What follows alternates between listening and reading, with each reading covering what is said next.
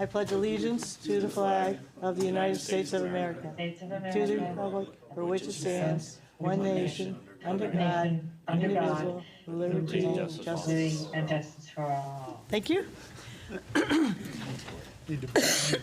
Yeah. Fire evacuation announcement. If there's an emergency in the building, you can exit through the back door or the door to my left, down the stairs and away from the building. Roll call. And I'm having Kelly fill in for Ginny. Donna Corbin-Sabinski. Here. Kevin Zorda. Here. Kelly Hemler here. Ann Collins. Here. Ken Kaufman. Here. Chris Renaud. Here. Robert Gillespie. Here. Christopher Lataki. Here. And I'd like to seat Chris Lataki for the meeting. Public communications and petitions. Is there anybody in the audience that want to speak regarding items not on the agenda? Again, anybody want to speak on items not on the agenda? Seeing none.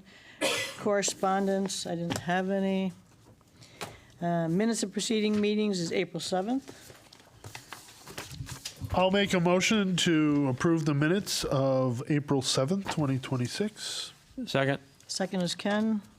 Discussion, I did have something somewhere. Okay, on page 7, under C, item C, cease and desist 116 North, I believe it's 117 North. 117. And then again, where it says the motion, motion by Kevin, 2, 3, the third line, it says 116, it should be 117 North Street. Okay, anybody else have anything? No, I'll amend it. As amended? Ken? Second. Okay, roll call, please. Donna Corbin-Sabinski. Yes. Kevin Zorda. Yes. Kelly Hemler, yes. Ann Collins. Abstain. Ken Kaufman. Yes. Chris Lataki. Yes. 5 in favor, 1 abstain, motion passes.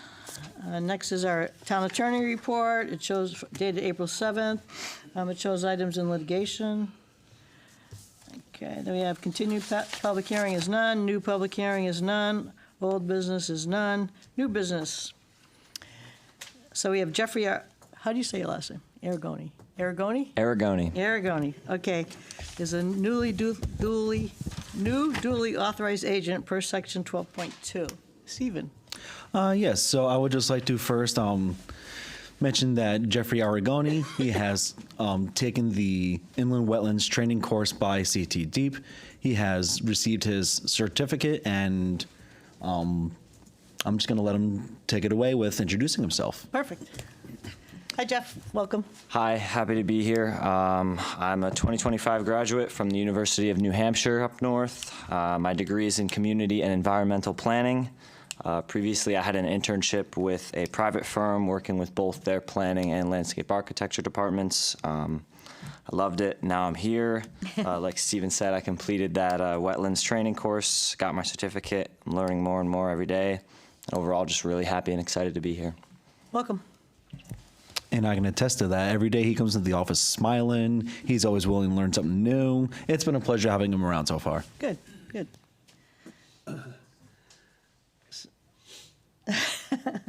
So based on our regulations, we could authorize him Yep.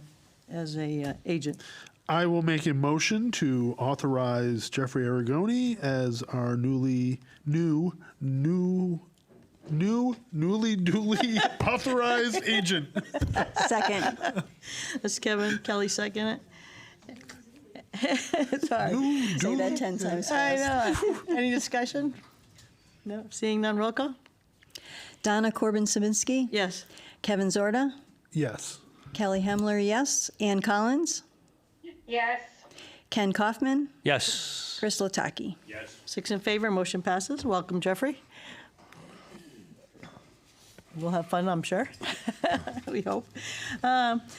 Next is item B, IW 728, 100 Print Shop Road, application for wetland permit for improvements to parking, circulation, loading, building size reduction, and other assorted improvements. PPF WE 100 Print Shop Road, LLC, applicant owner, map 99, lot 15, I-1 zone. Could you come forward and state your name and addresses for the record? mind the coat, right? Oh, yeah. Not at all. We may borrow it. Welcome. Good evening. Valerie Farrow, President of Good Earth Advisors, representing the applicant, Avon, Connecticut. I also have Jim Petropoulos from IMEG Corporation, our site engineer. To his right, we have Connor Makepeace, who is our wetland scientist. Also behind me is a representative of Winstanley Enterprises, Linda Costanzo, the only one left in the audience. Good to see you, everyone. Hi, Ann.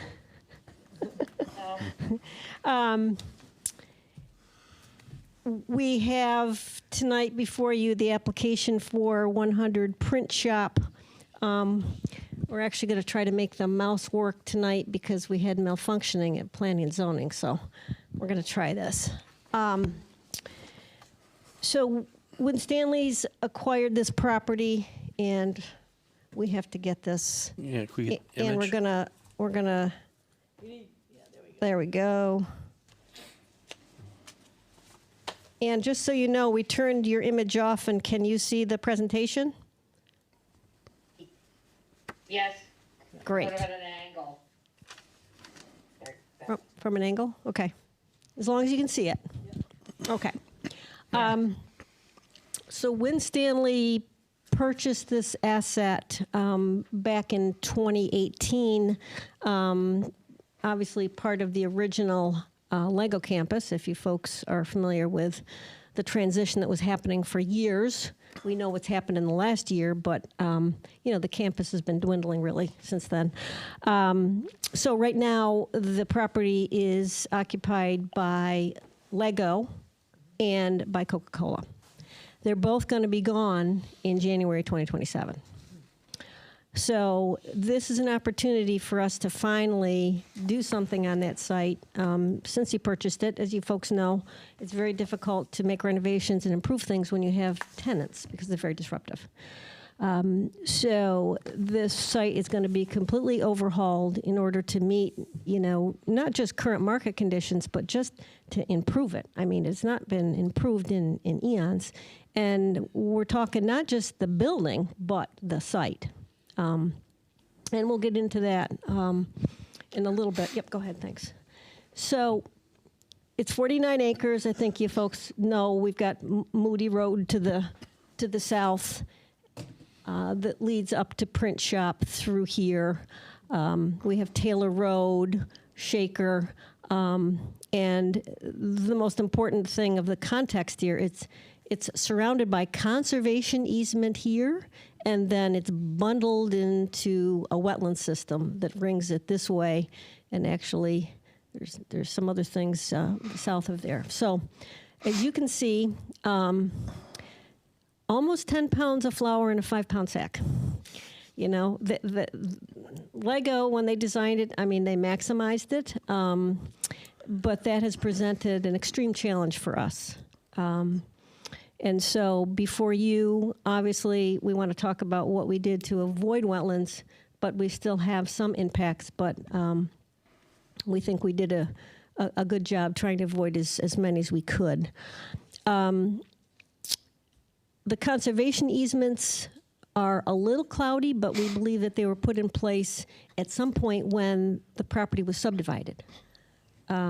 So they're on record at a subdivision, but they're not actually recorded like we typically see when you see the wetlands, and you'll see the volume and what have you. But they're still there, and we're not interested in contesting the legality of those. Worth saying, they say conservation easement, we're leaving them alone. Okay. Sometime after 1985, so you can see the aerial on the left, that was the original building. Sometime before 1990, look what happened. They blew out the back, added it, and they butted right up against the drainage system. We believe there was considerable amount of wetland impacts at that point. And as you can see to the west, there's just the beginnings of another stormwater basin. And we bring that up because that piece that was expanded is really the focus of the building side of the improvements that Winstanley hopes to accomplish. We're basically going to peel the building back. So the development program, is reducing the existing building, about 90,000 square feet, and renovating it. Obviously, we have to bring it up to tenant standards, to market standards. Winstanley's like to attract top-tier tenants. They have certain demands of what a building looks like, how it functions, is it clean, and so he hopes to continue that track record, but he's got to make a substantial investment in the property. Jim's going to be talking a few things, but we're going to be adding some access, sorely needed access, that's going to help the site function. But after talking to Shaker Fire District, it's also going to greatly improve the emergency access around there. And we're taking away some of the automobile parking, and we're adding tractor-trailer parking. Right now, there's no tractor-trailer parking on the site. So that's why if you go into the site, it's like hodgepodge lodge. They're just everywhere. They're trying to get in, they're trying to get out. There's really no parking, so they try to park where they can. But one of the things we absolutely have to do is organize that site and make it function the way it should, if there's going to be trailers there. Those front loading docks that are in the lower left side, gone. We'll peel those away. We're going to put them in the back, so we'll expand the loading in the back. Probably critical for this commission is that we are going to improve the stormwater handling system. I'm being nice when I say it's poorly functioning. I have a typo there. It says poorly. It's supposed to be poorly. Aging would be a better word. And so right now it provides quantitative functions. So it absorbs, the stormwater from the site, but it does not improve water quality. There's no techniques that have been put in place, even in the last 20 years, to improve the water quality leaving the site. Aesthetics we talked about, landscaping, whole new skin in the back, or in the front and the back, so it looks nice, new paint, new cladding, and upgrading utilities. So before I turn it over to Jim, I want to show you this. This is the rendering of the site as proposed. So the plan view that you had seen, this is the rendered version of it. You can see those conservation easements and the wetlands ringing the site to the north and the east and the west. What I'd like to do is just go through our alternatives analysis. It was certainly part of our master planning process as Jim started his assessment. Connor was out there. We did the delineation. We went back out and started looking at what we wanted to do. And obviously, we had our wish list. And our wish list really started focusing in on, okay, what do we critically need? What do we want first? And as we went through this process, this iterative process, there was really 3 areas that we wanted to do, but when we started looking at the wetland impacts and the consequences, we just didn't think that they would be appropriate. So we made concessions, and Adam was totally on board with that when we presented them and explained what we could do. And then Jim, with his magic wand of site engineering, somehow he made it all work and all function. So here we are. So the first thing we did, we weren't talking about cutting off the building. We wanted to improve the back trucking area. It's sorely needed. And the loading up in the front there, it's just messy. So to really make the building function, we wanted to move the loading in the back. We started doing the numbers. We started looking at the impacts, and we had almost 16,000 square feet of impacts. And to us, that was a lot to swallow. We started looking at other aspects of the building, and of course, going back to the aerial I showed you, we're like, wait a minute, let's go inside the building, take a look at it.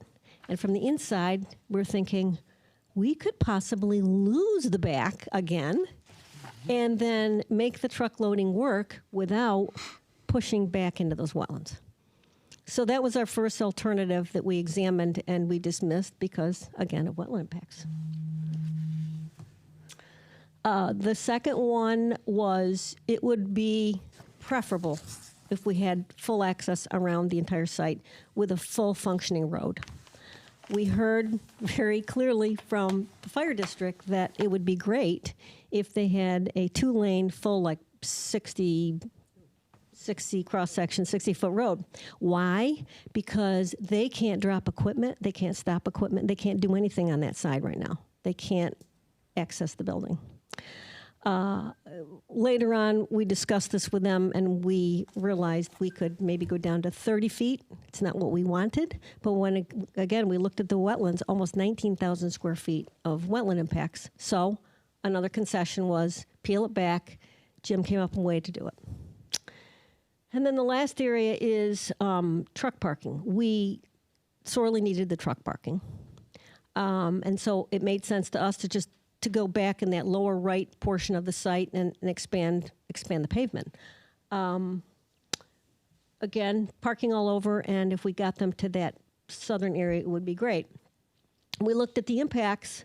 We tried a couple things, and then when we started doing the automobile counts, we realized, let's lose automobile parking. We don't need all that automobile parking, and so let's save that wetland, lose the automobile parking, and again, avoid almost 13,000 square feet of wetlands. So those are alternatives, which kind of lays a foundation for Jim, because now he's going to propose what we actually ended up with after those iterative sessions. Thank you, Val. You put a lot of pressure on me this evening with those kind words. Jim, please make sure that the button is pressed. Oh, okay, thank you. Yep. And it's tough to follow up Val. She did a wonderful job kind of giving you the overview, as well as Stephen's staff report. So I'll try to be brief, but I want to touch upon a few things from a site engineering perspective. If I put myself in your shoes, hey, what were you guys thinking? And avoid, minimize, and mitigate, that type of thinking. This is our survey of the property. And as Val said, here's the 540,000 square foot building. In the back of the site, you've only got maybe a half a dozen to a dozen trailer parking spaces. And docks, and there's no trailer parking back there. Val alluded to those other trailer spaces in the front near this nice 99 Print Shop Road building. That becomes a congested area for traffic. You'll also notice that the truck movements are in the wrong direction. They come up on Print Shop, they go around the building, and truck drivers like to be able to look out their window and look down into the truck well to back their rigs in. And this was going entirely the opposite direction. So one of the first things we said is, we've got to try to get better truck access around this site. And in doing so, we want to try to divorce auto parking from truck parking, and just to try to minimize those conflicts as best as possible. This is a smaller scale version of the site plan we came up with. I'll blow that up a little bit. So a couple things. Coming in off of Print Shop, we wanted to dedicate kind of this southeast corner of the property for trailer parking. As Val said, one of the goals here is to make this asset more marketable. And what tenants are looking for are docking, trailer parking, auto parking, and square footage. Those four pieces really make up a logistic site plan. And so we've got a new driveway off of Print Shop here, dedicated for trucks as they come in. Now they're able to not only use trailer parking here, but that access that Val talked about to get back in, dock, and then leave in the same direction without interfering with the auto parking in the front and also auto parking over here. There are two tenants in the building now. Maybe there'll be one tenant, but it kind of set up in case there are two tenants. So there would be two small office areas and two front doors here and here at the corner. Val also mentioned about 95,000 square feet coming off the back, and then that's what gives us the space to do tailboard docking, ample vehicular movement for those trucks, and then about, 55 or so trailer parking spaces also behind the building. So a really nice improvement, there. A couple facts about what we're doing. Let's see where I am. car parks, or trailer parking, we have a total of 133. Auto parking, we've got 158 located in front of one tenant. We've got 122 spaces on the west side. You can see, as Val described, we've got tons of open space really around this site. Utilities, the building's over 50 years old. New utilities, power, telecommunications, water. There's a new fire loop for sprinkler system going in the building, new sanitary connections, and then, of course, stormwater. Now, the goal of stormwater on a redevelopment site is to try to improve the condition over what currently exists. That was really our team goal. Kind of difficult to do in the back because this site is very, very flat. We've got high groundwater. And, you know, in those earlier photos, if I may jump back, I just want to call your attention to one thing that really kind of caught my eye. In the 90 photo, you'll notice this dark line here, here, and here. And what they really intended to do is build stormwater swales to carry the water from the roof and from some of the paved areas to the stormwater practice back there. Well, fast forward from 90 to today, 36 years, and it's a pretty overgrown area. We've got high groundwater, and we've got a little bit of backup. So in looking at this, we've got a drainage system that's fairly high. The north system will have drainage in the dock areas that will run out into that stormwater swale and into the stormwater practice, which by all accounts is working. It's just overgrown with phragmites and fallen trees and actually sediment buildup. But what we really focused in on was this lower part of the site, this front part of the site, where we wanted to introduce some qualitative treatment practices.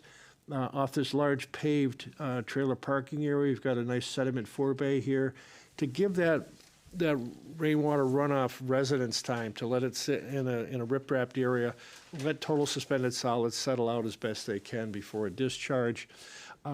We've got a small bioretention facility located here to pick up a good portion of this auto parking. And then we've also got a mechanical device. It's a cascade contact solution. It's an underground chamber that really relies on swirl technology to really kind of settle out total suspended solids. So net overall effect was an improvement in stormwater quality. And before I talk about the quick overview on the wetlands, this is an interesting photo. It's the aerial, but in yellow is our proposed improvements. And you can see here, if you look closely, they pretty much mimic the site development.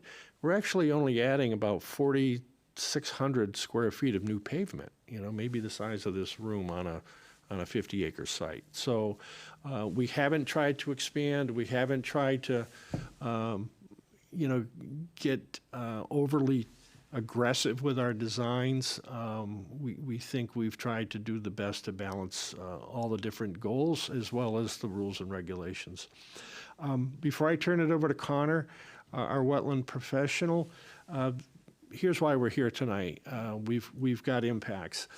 They exist in that southwesterly corner where there's an old man-made drainage ditch here with a pair of small undersized culverts that lead to a swale that runs off to the west.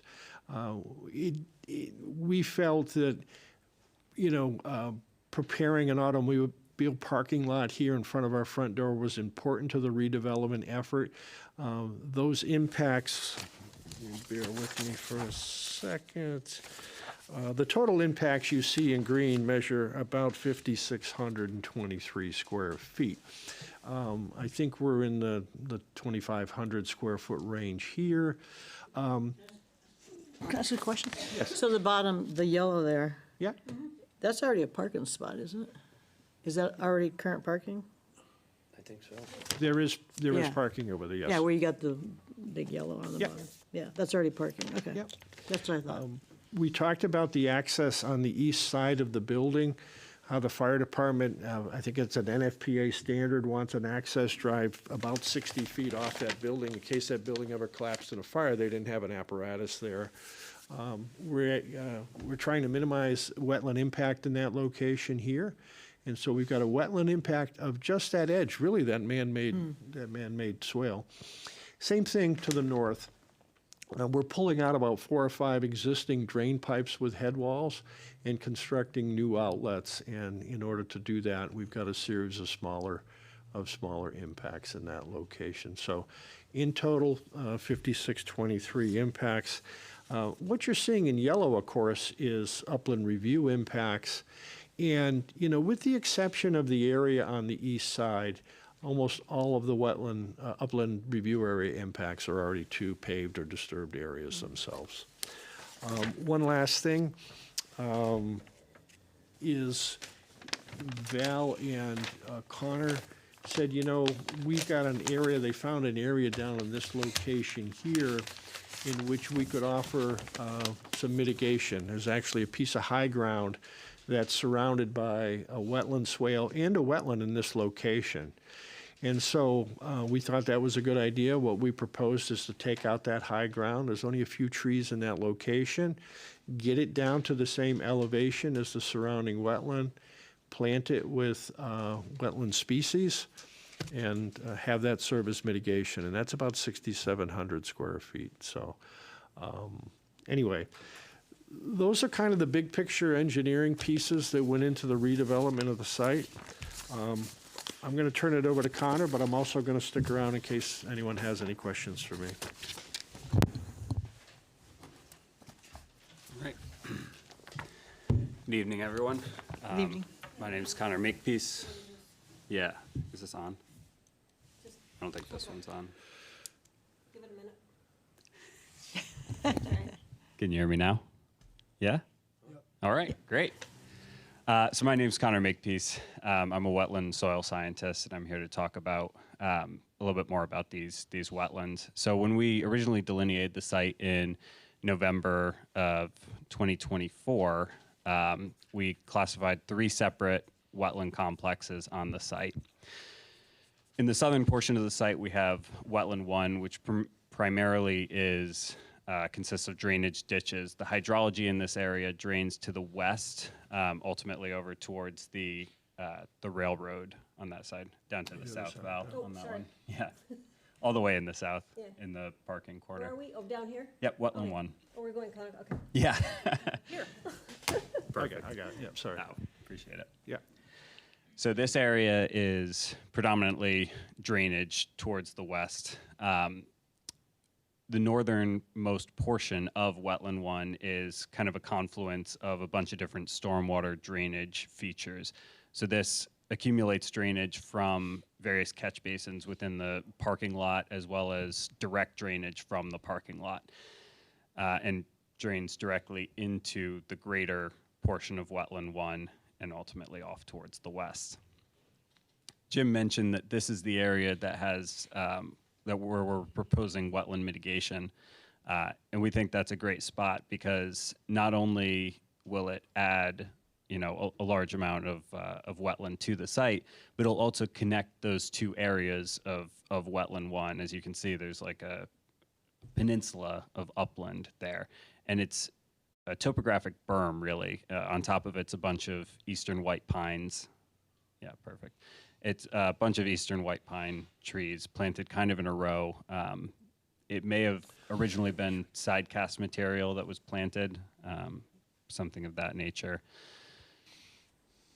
Wetland 1 is the area that's being impacted, again, was probably impacted during site development and currently exists mostly as phragmites and drainage ditches. Moving on to Wetland 2 on the eastern portion of the building. This area is a forested wetland, predominantly red maples and a couple of birches in that area. The area that's being impacted is the far western portion of Wetland 2, and that area, again, has been previously disturbed. Jim showed a great photo of the drainage ditch that goes right along that western, that western side of that wetland. That's the only portion of the wetland that's proposed to be disturbed. In the northern, the hydrology from this wetland drains actually to the north into wetland 3 via the culverts. Yep, perfect. And this wetland, that area specifically drains a lot of stormwater already from the building as well as pavement in the area. Wetland 3 is on the northern portion of the site as well as the western portion of the site. It's a series of connected drainage ditches, stormwater features, as well as an emergent wetland in the north. The emergent wetland is mostly native, but does have large stands of Phragmites within it. The stormwater features on the far west of the site are almost entirely Phragmites at this point. A couple of cattails and that sort of thing, but dense Phragmites to even get to any sort of open water in that area. The only portion of this wetland that will be impacted is along the north, and that exists as a drainage ditch as well. So it's connected to the greater wetland, but it is fairly obviously excavated and dug out. So we can go to the next slide. And this is just going to zoom in on each one of those impact areas that I just talked about. So these are the specific impacts to wetland 3 in the north, where you can see there's just a series of really small impacts, and then impacts to the drainage ditch portion of wetland 2 east of the building. And then there's upland review area, which is mostly existing pavement. Yep, we can move on from that one. And then this area is the impact to wetland 1. That drainage feature that I talked about, the confluence of catch basins and stormwater drainage, that's going to be redeveloped into additional parking areas. And then I also mentioned the portion of wetland 1 that's going to be mitigation. So we can advance from that. This is a zoomed in version of that wetland mitigation area. So as you can see, we're kind of just connecting the existing wetland lines and then planting it with trees, shrubs, and herbaceous vegetation, as well as spreading wetland seed mix in there. We can advance one more and talk a little bit more about the plantings. The plantings were specifically chosen, one, because we looked at our plant list from when we did the delineation, and we picked trees that would do well in this area as well as grow quickly. So you notice Populus deltoides, eastern cottonwood is on there. It's a great species that grows really quickly and will establish really nicely. There's red maple as well as some, we put in some high value wildlife species as well. Swamp white oak is in the proposal. For the shrubs, we wanted to make sure that they were tough and that they could handle any sorts of pressure from deer or anything else in the area. So black willow was a natural choice there. And then for the herbaceous plantings, we have woolgrass and soft rush, Juncus effusus, both of which were noted as already being in the area, as well as being fairly tough and able to, withstand, the additional being in a mitigation area. All right. And then I guess I'll pass it over to Val, but I'm happy to answer any questions.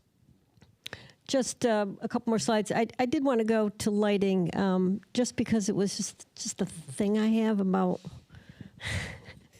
besides the fact that we don't want lighting pouring over into people's properties, per your regulations. Our lighting person, basically when he started it, I said, if you can, let's keep as much illumination out of the surrounding wetlands as possible. And at first he's like, yikes. And he tried. We had the preliminary design and we got a sign off on that. And then he said, you know what? Let me go back to manufacturer. And he actually redid the whole thing and found all new fixtures. And we went back to it and we're almost there.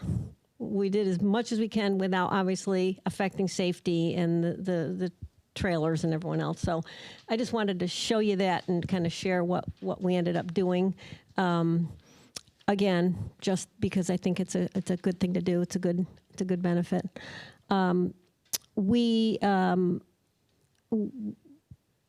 included this slide here. This is something I do want to talk about maybe after discussion. It's just a question I have, just on a timing thing. Just so you know that we had a considerable amount of snow melt, like you didn't know that. We are discovering roof drains in the building now that we're getting up and doing forensically looking. And this is something new that we just uncovered. We've never seen it before, just because the spring melt had receded, and we found a large roof drain, and we knew there was an outlet, but we had never seen it before until last week.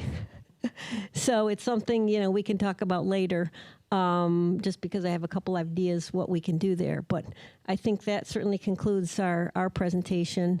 Would love to take your questions. Can I say one sure. thing, Val? It's also a good picture. We talked about those drainage swales around the perimeter. This is a good photo of just what we were talking about. You can see the phragmites, you can see a lot of fallen debris, but also you can see that silt. And this is a 24-inch pipe that is silted almost to the top. So 50 years later, Yeah. Yep. it needs some TLC. Yep. Is that the one coming off the east side? Yes, sir. East side, correct. And the other thing is that we went on a huge hunt, including Stephen and Lori, looking for previous plans. And when we got out there, and when Stanley first, bought the building, I mean, they knew that the site hadn't really been maintained, and we've been looking for a couple of years, really, for something that shows, well, what did they do? I mean, they designed that kind of strange 90-degree swale around the building, and we think they've maintained it, and I'm assuming they might have gotten approval, or maybe it was included. We don't know. So this application really treats this like a first application. So we'd love to come in and say, oh, this is just maintenance, because it would have been if we could find an application, but we can't. So, that's part of the conversation we wanted to have. So, anyways, would love your questions and discussion. Kevin? I didn't see one, but no truck wash station, right? No, sir. Okay, No fuel either. perfect. Go ahead. Snow pile storage. Yeah, East side, in the back. Oh, sorry, I missed it. That's okay. Yeah, I was gonna Just ask, the east side it's a long way to plow it all the way to the back. I don't know how they're gonna do that, but it's page- you do have an area to put it if they can get it back there. Yeah. Yes, it's page 3 and 4. Yeah. Shows the snow piles. I I was should gonna learn ask how to that. plow snow. It would make me a better designer, I think. Yeah, I thought the same thing. Is how you gonna? Here's what I say and do to commissions and boards and agencies that during smaller events, obviously we've got 50 acres out there. We've got room to cast off snow from these paved areas. And generally what they do is they will budget some space within a parking lot and build a pile. And if the pile gets too big, they can haul it off in a legal fashion. And I actually think we have some notes in the P&Z plan that speak to that.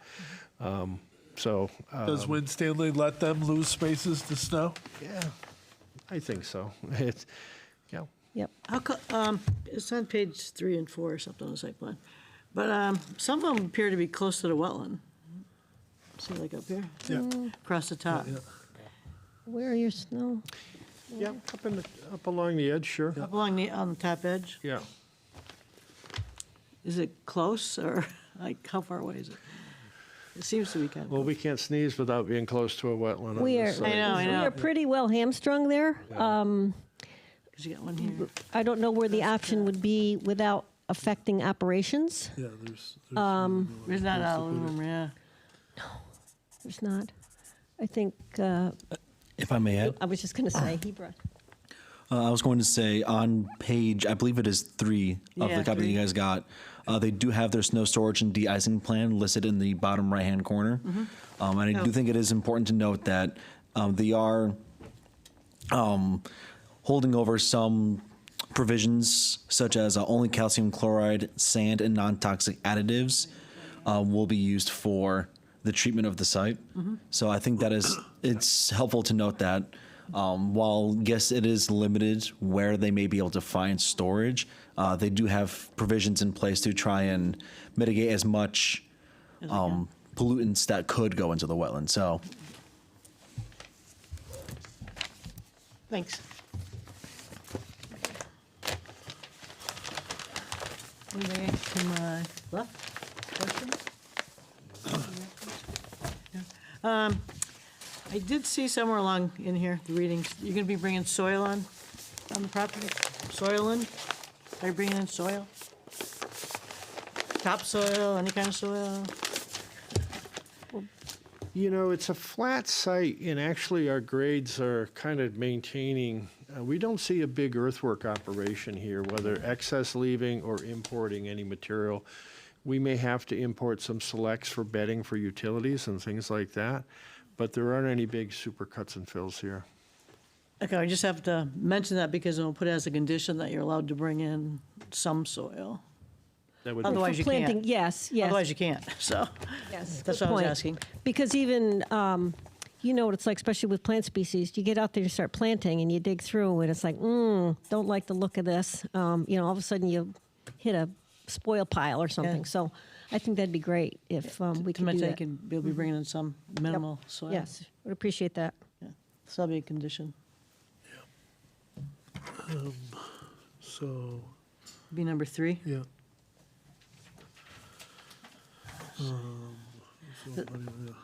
Like we did, soil will be brought in onto site as discussed during our meeting. Clean fill topsoil, yeah, that kind of minimal soil, yeah. We already answered the other one. Part of the impact is actually currently parking, so that's disturbed wetlands.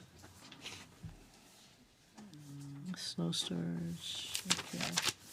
Anybody else? No? Have anything for? Stephen, or Jeffrey, whichever one. Or both. Or both. There we go. So the applicants before you, I think, have done a great job kind of presenting and explaining a lot of their decisions in the application before you. And to not, beat a dead horse too much, I'll just quickly summarize that this is an application for an inland wetlands and watercourses permit for improvements to the parking, circulation, loading, building size reduction, and other associated improvements. The modifications include removing a portion of the back part of the building by approximately 96,000 square feet, modifying and expanding the loading area to the rear of the building to improve truck maneuvering and safe operations, and replacing several automobile spaces with an organized and dedicated area to park tractor trailers. As this application proposes to develop over a small wetland to the south, as they explained earlier, they are also proposing to enhance a wetland to the south of the parking lot. And then I'm just going to skip to the staff comments, as there have been some slight changes potentially from the copy of the memo that you have all received. So my first question for the applicants are, I noticed in my plan review, there was a little bit of, it didn't match. Are there either 4 or 5 red choke berry shrubs that are proposed for the mitigation area? Because I believe it was the table that said that there was 5, but the mitigation area only showed 4. 5. 5, thank you. Okay, so we'll add that. Yeah. And engineering left a comment since the preparation of this report, and just to read it out for the commissioners, the stormwater management study indicates a net decrease in peak storm runoff from site after construction of the proposed site changes. The town typically recommends minimum pipe slopes of 0.5% for drainage pipes to maintain flows. Many of the proposed drainage pipes have less slope due to the very flat nature of the site and maintaining minimum cover over the pipes. And John Gabilbo had a question, something that I did not catch. The erosion plan calls for silt sacks at all of the catch basins. Are there any sediment protections proposed for the trench drain along the loading docks? Yeah, there will be omission on my part. I apologize for that, but we're using a trench drain system in the loading dock area because it's slightly recessed to get that 4 feet of height from outside grade to slab. And I think Stephen will probably use like a silt sock around the whole trench drain, okay, during construction, which I think will be a pretty good solution there. The silt sack, as you know, it sits in a catch basin and catches sediment. So This trench drain, we got, it's 900 feet across the back of the building, so we got docks. 900 feet. The north We're not gonna side. put it all on silt sack, so we'll perimeter ties it with silt sock. So that's the north side? It is. Yeah. Okay. Thank you. And then from the other departments, there are no concerns or no comments. Okay. How about yours, where they had to submit a full master plan? Did they do that? Can you say that one more time? It says from planning, they need to submit a full master plan for the. full- Yes, they did do that. That's done. Silt sack. So you said silt sack, right? You're using Silt sock. silt sock. Socks. Sock, yeah, thank you. Yeah, I was gonna say. silk sacks.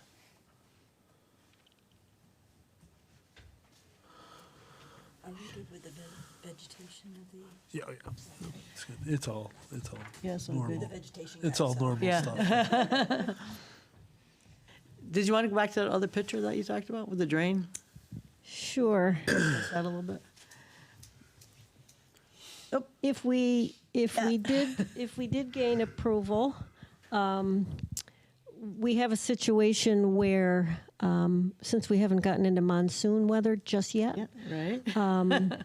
we would like to work with Stephen and see if we could, rather than start, we're not going to construction till January 2027. We've got to get the tenants out. We've Right. got to secure the site and just clean it up and get ready. Not to mention design the building and all this other stuff. So we really felt, since it was a surprise to us to find it, because we weren't sure where it was coming out, to ask the commission if we could initiate at least just a clean out of that area Oh, yeah. now, and then the rest will come later. And as we mentioned, Jim and I mean, when Stanley's, we had a team of people out there just the other day, and we're seeing things that we had not seen before because we didn't have plans. Even with our survey, we kind of were reading the lay of the land. Connor went out there, but there's some things that are surprising us. We, as getting out there and doing the survey, we are noticing that there are, several choke points in that drainage system that they designed. I personally have this thing for 90 degrees. It's like two 90-degree elbows, and what do you think it does? It hits the 90 degree and settles out. Yeah. The good thing is that I think most of what we have captured here will clean up the edge of that and get rid of those choke points. But moving forward, as we better understand the building side, we may have other things we want to do, particularly in terms of maintenance. And again, I'm assuming that they have maintained, they must have, because it really would have been, just Problem, leveled yeah. off. I don't think those drainage systems would have been there if they hadn't done something. Whether or not they asked approval is another whole story. But at the same time, you had, there was Initiate cleanup. conservation easements, there's other things. So somebody had thought about protecting those wetlands.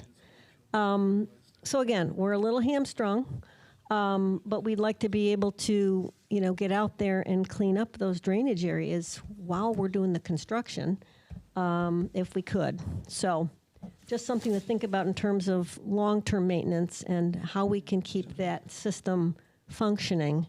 And if we keep that system functioning, we can continue to protect the conservation easement and the wetlands around it. So you just have to pick your poison, I guess.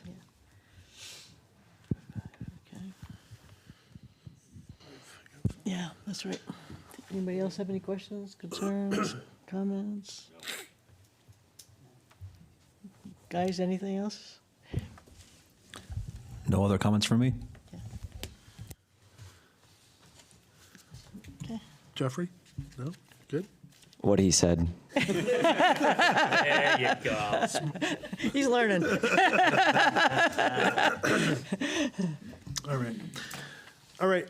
I will make a motion to approve IW number 728, 100 Print Shop Road, application for a wetlands permit for improvements to parking, circulation, loading, building size reduction, and other associated improvements, PPF WE 100 Print Shop Road LLC, applicant owner, map 99, lot 15, I-1 zone, with the following conditions.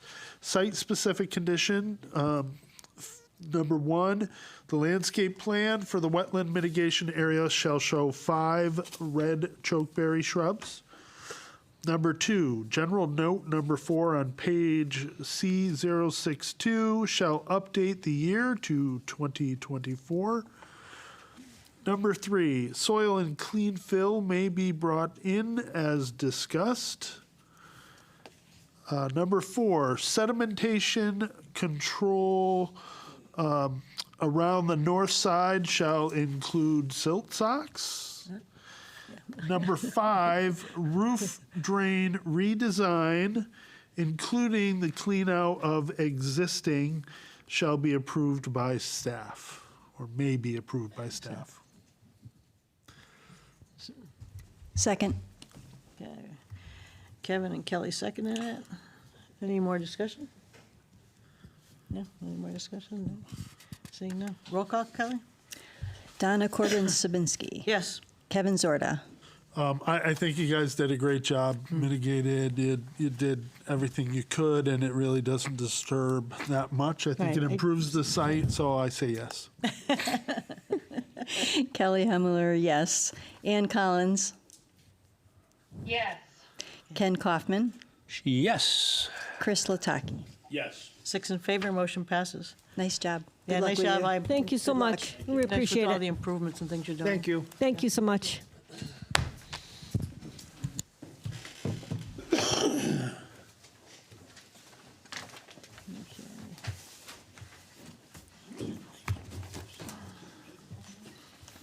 Let them do that a minute.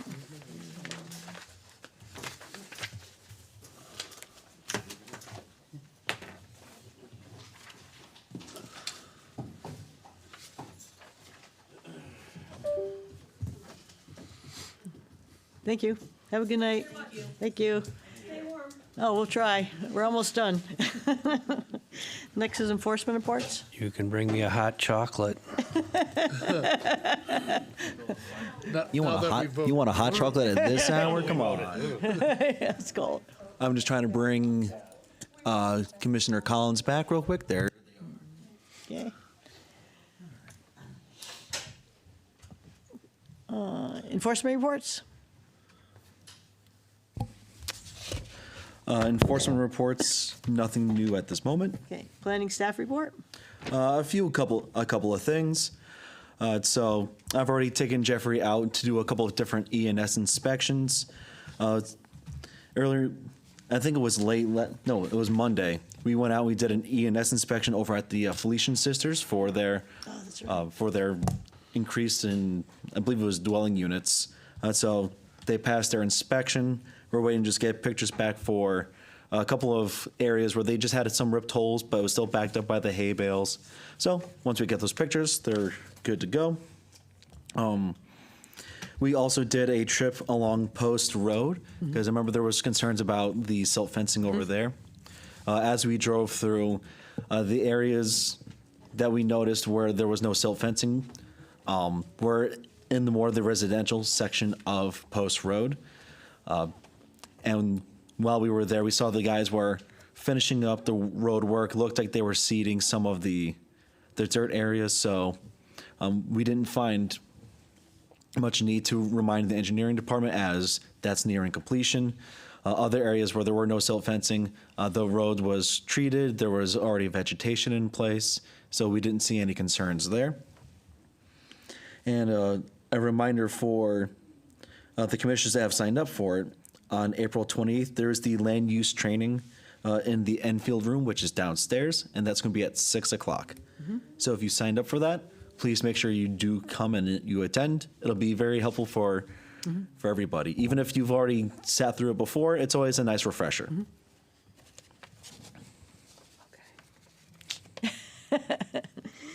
Is that it? Yes, that is everything. Okay, thanks. Applications to be received? None at this time. None. Miscellaneous.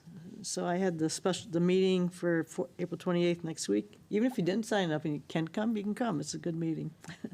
Zoom from the beach. Oh, yeah, you can come from the beach. Zoom from the beach. There you go.